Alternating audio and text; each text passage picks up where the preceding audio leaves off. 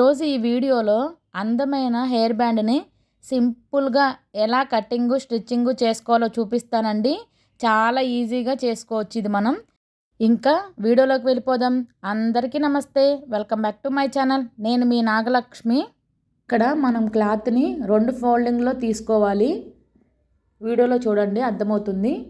ఇక్కడ ఫోల్డింగ్ అనేది మన వైపుకు ఉండాలి. ఇది ఒక్కసారి మనం టేప్తో మెజర్ చేయాలి. లెంత్ ఎంత ఉందో, పొడవు ఇక్కడ నాకు 21.5 ఇంచెస్ ఉందండి. ఇక్కడ ఎడ్జెస్ అన్నీ సమానంగా కట్ చేసుకొని ఇది మెజర్ చేసుకోవాలి. ఇక్కడ నేను ఇది రెగ్యులర్ సైజులో కుడుతున్నాను. దానికి వెడల్పు వచ్చేసి 4 ఇంచులు, పొడవు 44 ఇంచులు ఉండాలి. డబల్ ఫోల్డింగ్ మీద ఉంది కాబట్టి 22 ఇంచెస్ ఉండాలి. ఇక్కడ నాకు ఒక 1/2 ఇంచు తక్కువగా ఉన్న నేను అలా పెట్టేసుకుంటున్నాను. ఎడ్జెస్ సమానంగా కట్ చేసుకున్నాక ఇది వెడల్పుని మనం మార్క్ చేసుకోవాలి 4 ఇంచెస్కి.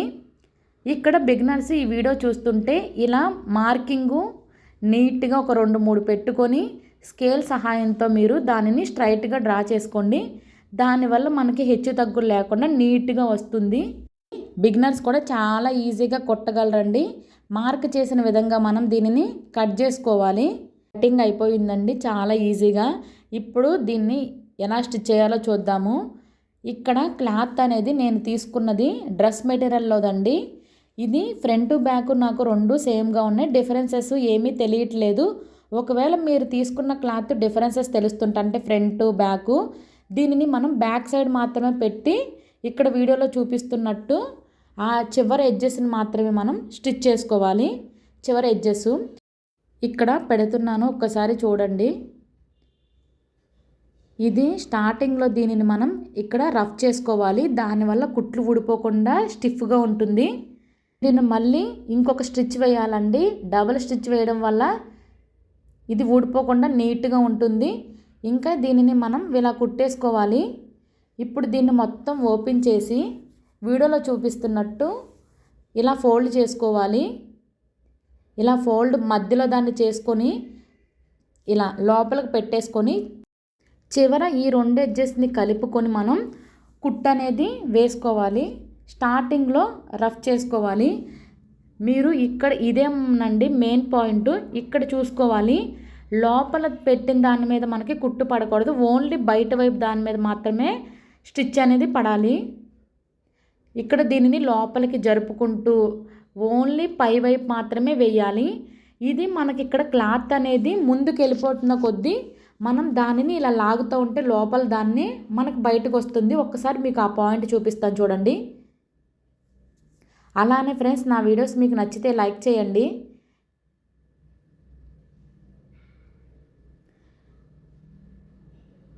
ఇప్పుడు అది కుట్టు అనేది ఇలా ఇలా జరుపుకోవడం వల్ల మనకి క్లాత్ అనేది ఇలా వస్తుందండి. దాన్ని చూసుకొని మనం వేసుకోవాలి. లోపల దాని మీద స్టిచ్ అయితే పడకూడదు.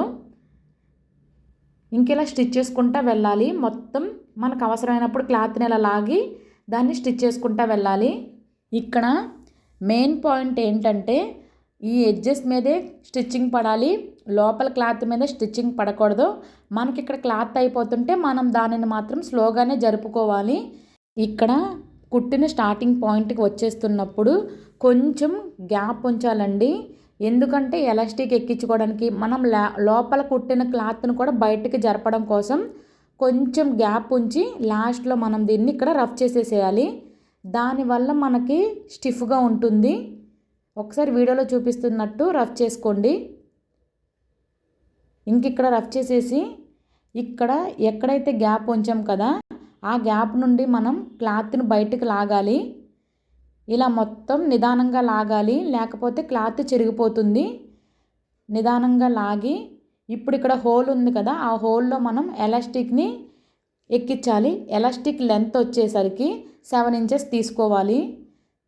ఇక్కడ 7 ఇంచెస్కి కట్ చేసుకొని దీనిని సేఫ్టీ పిన్ ఉంటుంది కదండి, పిన్నేసు, దాని సహాయంతో మనం ఆ క్లాత్లోకి ఎక్కించుకోవాలి. ఇక్కడ చివర కొంచెం ఇలా తీసుకొని దీనిని పిన్నే సహాయంతో మనం లోపలికి ఎక్కించుకోవాలి ఎలాస్టిక్ని. వీడియోలో ఒక్కసారి చూడండి. ఈ విధంగా మనం క్లాత్లోకి ఎలాస్టిక్ని ఎక్కించుకోవాలి. నా ఛానల్ని మొదటిసారి ఎవరన్నా చూస్తుంటే సబ్స్క్రైబ్ చేసుకోండి, మీ ఫ్రెండ్స్ అండ్ ఫ్యామిలీకి షేర్ చేయండి. ఇంకా దీనిని చక్కగా ఇలా ఎక్కించుకోవాలి. ఇంకా 2 ఎడ్జెస్లు ఇలా బయటకు వచ్చిన తర్వాత అక్కడ పిన్నేసిని తీసేసి ఆ 2 ఎడ్జెస్ని కలిపి మనం ఇలా వీడియోలో చూపిస్తున్నట్టు ఇలా ఒక ముడి వేసుకోండి. ఇలా ముడేయడం వల్ల అది ఊడిపోదు, ఎక్కువ కాలం ఉంటుంది. ఇలా నీట్గా ముడి వేసి దీనిని లోపలికి జరిపేసుకోవాలి. ఇక్కడ మనం కొంచెం గ్యాప్ వదిలాం కదండి, ఆ గ్యాప్ను కూడా ఇక్కడ మనం స్టిచ్చింగ్ చేసుకోవాలి. అక్కడ హెచ్చు తగ్గులు ఏమీ లేకుండా నీట్గా చేసుకోవాలి. ఎందుకంటే ఇది మనం బయట వైపు కుడుతున్నాం కాబట్టి నీట్గా కనిపించడం కోసం స్టిచ్చింగ్ చేసేటప్పుడు 1కి 2 సార్లు ఇక్కడ చూసుకోవాలి. తగ్గులు ఏమీ లేకుండా నీట్గా దీన్ని మనం స్టిచ్ చేసేసుకోవాలి. ఇలా స్టిచ్ చేసిన తర్వాత మనం స్టిచ్ చేసిన లైన్ ఉంది కదా, దానిని ఇలా వీడియోలో చూపిస్తున్నట్టు పైకి జరుపుకోవాలి. దీనివల్ల ఫినిషింగ్ చాలా బాగా వస్తుంది, ఒక ఫ్లవర్ షేప్ లాగా కనిపిస్తుంది. ఇలా మొత్తం వీడియోలో చూపించినట్టు జరుపుకోండి. ఇంకా అంతేనండి, చాలా అందమైన హెయిర్ బ్యాండ్ రెడీ అయిపోయింది. తక్కువ క్లాత్తో అందమైన హెయిర్ బ్యాండ్ని ఈజీగా ఇలా కటింగ్ స్టిచ్చింగ్ చేసేసుకోవచ్చు. అలానే మీకు ఇందులో ఇంకా సైజెస్ కావాలంటే నాకు కమెంట్ చేయండి, నేను నెక్స్ట్ టైం చేసి పెడతాను. నా వీడియోస్ నచ్చితే లైక్ చేయండి. ఇది స్టిచ్ చేసి మీకు ఎలా వచ్చిందో కమెంట్ చేయండి. ఇలాంటి వీడియోస్ కోసం నా ఛానల్ని ఇప్పుడే సబ్స్క్రైబ్ చేసుకోండి. Thanks for watching. Bye bye.